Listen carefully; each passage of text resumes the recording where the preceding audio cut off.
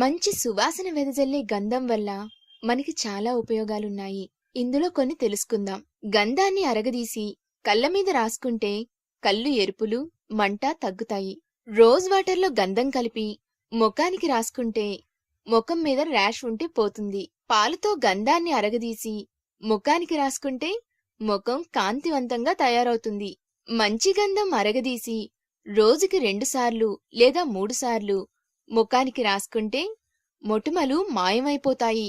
స్నానం చేసే నీళ్లల్లో గంధం, నూనె 5-6 చుక్కలు వేసుకొని స్నానం చేస్తే చర్మ వ్యాధులు రావు. శరీరం సునాయాసంగా ఫ్రెష్గా ఉంటుంది. చందనాది తైలం వల్ల తలనొప్పి, కళ్ళు మంటలు తగ్గిపోయి చాలా ప్రశాంతతగా ఉంటుంది.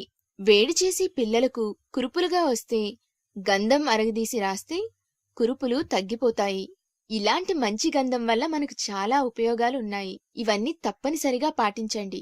గంధం సువాసన కోసమే కాదు, మంచి వైద్యం కోసం కూడా ఉపయోగపడుతుంది.